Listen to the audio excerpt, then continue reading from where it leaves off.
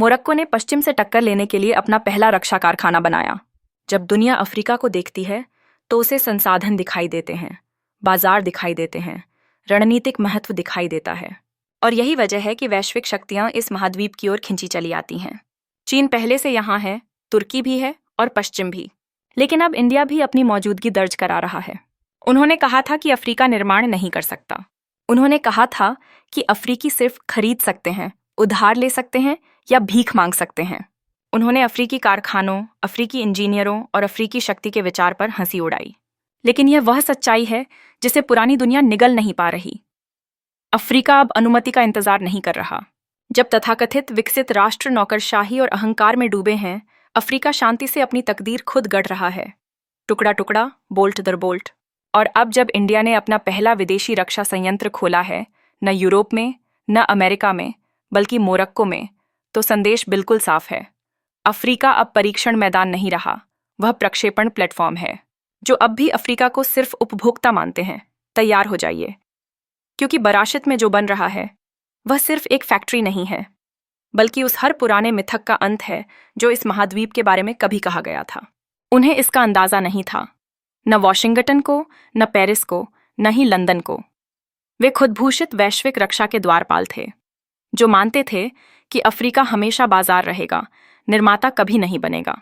लेकिन एक ऐसे कदम में जिसने पूरी सैन्य औद्योगिक मानचित्र को हिला दिया, इंडिया ने अफ्रीकी जमीन पर अपना झंडा गाड़ दिया, विजेता बनकर नहीं, निर्माता बनकर। बराशित नामक एक शांत औद्योगिक इलाका जो कासाब्लांका के पास है, अचानक अंतर्राष्ट्रीय सुर्खियों में आ गया। एक सुहानी सितंबर की सुबह काफिले उन सड़कों से गुजरे जहां कामगार, इंजीनियर और संवाददाता खड़े थे। फिर फीता काटा गया और कैमरे चमक उठे। इंडिया के रक्षा मंत्री राजनाथ सिंह मोरक्को के राष्ट्रीय रक्षा प्रतिनिधि अब्दुल तईफ लोदी के साथ कंधे से कंधा मिलाकर खड़े थे। उन्होंने उत्तरी अफ्रीका के सबसे बड़े रक्षा निर्माण संयंत्र का उद्घाटन किया। 20,000 वर्ग मीटर में फैला हुआ यह कारखाना महत्वाकांक्षा से बना एक दुर्ग है।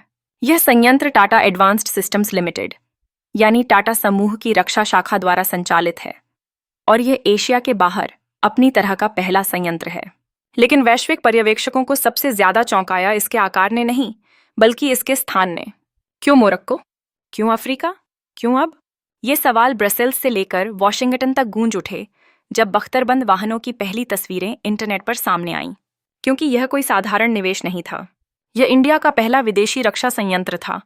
और यह न हैंडबैग, न मोबाइल फोन, न कारें बना रहा था, यह बना रहा था हथियार, उन्नत मॉड्यूलर पहिएदार बख्तरबंद वाहन WAP 8x8, जिसे इंडिया की रक्षा अनुसंधान एवं विकास संस्था DRDO के साथ मिलकर तैयार किया गया है। ये वाहन बहुभूभाग युद्ध के लिए बने हैं, जो सैनिकों की सुरक्षा, उपकरणों की ढुलाई और विस्फोट रोधी क्षमता प्रदान करते हैं। और ये पुणे या हैदराबाद में नहीं, बल्कि अफ्रीका में बन रहे हैं। यह संदेश बिजली सी गूंज की तरह फैला। अफ्रीका अब वैश्विक रक्षा आपूर्ति श्रृंखला का हिस्सा है, मोहरे के रूप में नहीं, साझेदार के रूप में। दशकों तक अफ्रीका की रक्षा कहानी कहीं और लिखी जाती रही, पेरिस के बोर्डरूम में, वॉशिंगटन की सुरक्षा परिषदों में या मॉस्को के व्यापार गलियारों में। महाद्वीप ने हथियार खरीदे, लेकिन उनके निर्माण, रखरखाव या मूल्य पर कोई नियंत्रण नहीं था। एक अफ्रीकी सैनिक को दी गई राइफल अपने साथ एक अदृश्य बोझ लाती थी, निर्भरता। हर गोली, हर टैंक का पुर्जा, हर सॉफ्टवेयर अपडेट विदेश से मंगाना पड़ता था।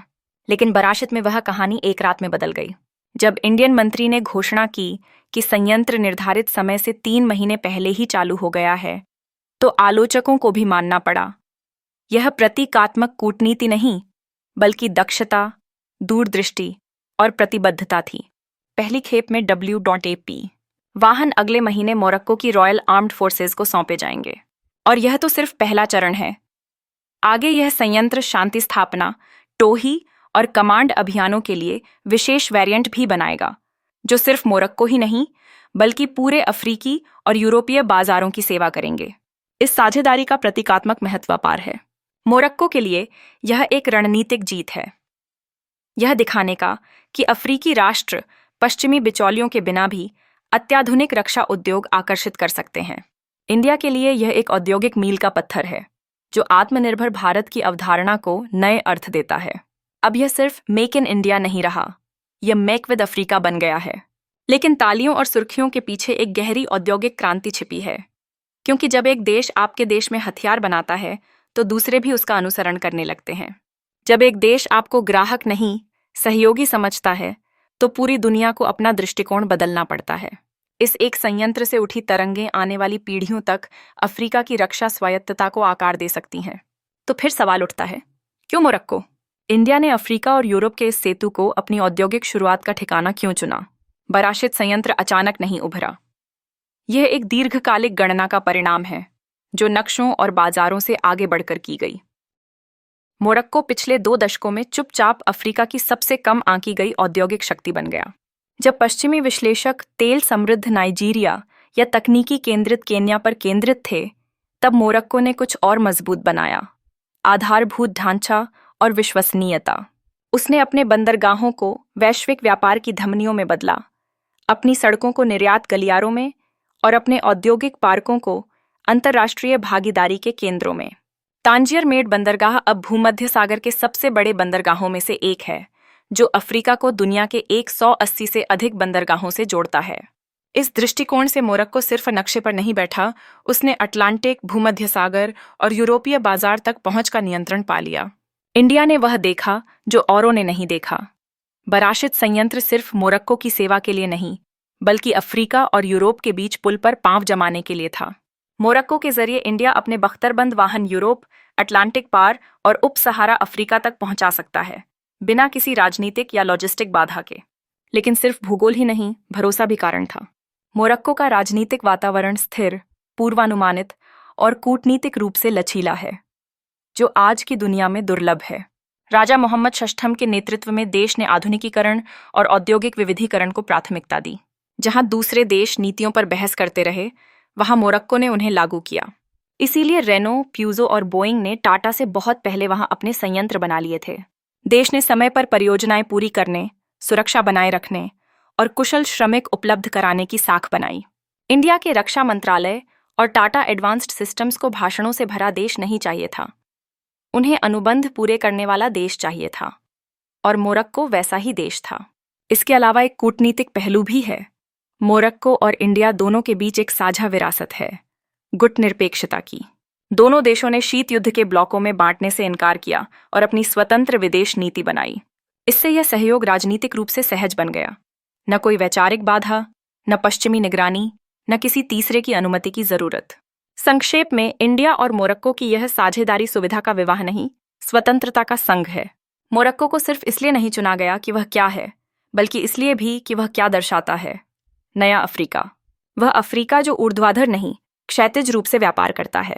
वह अफ्रीका जो सहायता मांगने के बजाय ब्लॉक के रूप में बातचीत करता है। बराशित परियोजना इसी विकास का प्रतीक है, जहां अफ्रीकी देश रक्षा सहायता नहीं मांगते, बल्कि उसे सह विकसित करते हैं। मोरक्को समझता है कि औद्योगिकीकरण ही नया स्वराज है। उसने इंजीनियरों को प्रशिक्षित करने के लिए तकनीकी विद्यालयों में निवेश किया, विदेशी निवेश आकर्षित करने के लिए बैंकिंग प्रणाली सुधारी और संयुक्त उपक्रमों के लिए पारदर्शी कानूनी ढांचा तैयार किया। यह भाग्य नहीं, नीति थी। इंडिया को ऐसा देश नहीं चाहिए था जो प्राकृतिक संसाधनों से भरपूर हो। उसे ऐसा देश चाहिए था जो अनुशासन और महत्वाकांक्षा से भरा हो। मोरक्को ने वही दिया। यह साझेदारी अफ्रीका को वह चीज देती है जिसकी उसे लंबे समय से चाह थी: रक्षा प्रौद्योगिकी तक पहुंच, जो न औपनिवेशिक अनुबंधों में बंधी हो, न पश्चिमी भाषणों में। बराशित संयंत्र स्थानीय तकनीशियनों को प्रशिक्षित करेगा, ज्ञान का हस्तांतरण करेगा और वह औद्योगिक क्षमता बनाएगा जो यूरोपीय रक्षा सौदों ने कभी नहीं दी। मोरक्को के लिए यह सिर्फ बख्तरबंद वाहनों की बात नहीं, यह तकनीकी गरिमा की बात है। इंडिया के लिए यह साबित करने की बात है कि समानता पर आधारित साझेदारियां निर्भरता पर बनी साझेदारियों से अधिक सफल हो सकती हैं। हर क्रांति एक औजार से शुरू होती है, और मोरक्को के लिए वह औजार है 8 पहियों वाला मॉड्यूलर कवचधारी वाहन, भारतीय आत्मा से लैस। अब इस कहानी का अगला अध्याय किसी देश का नहीं, उस मशीन का है जो उसकी मिट्टी से जन्म ले रही है। क्योंकि इस सहयोग की असली शक्ति समझने के लिए हमें देखना होगा कि इस संयंत्र के भीतर वास्तव में क्या बन रहा है। WAP 8x8 दक्षिण द्वारा, दक्षिण के लिए निर्मित नई रक्षा युग का प्रतीक।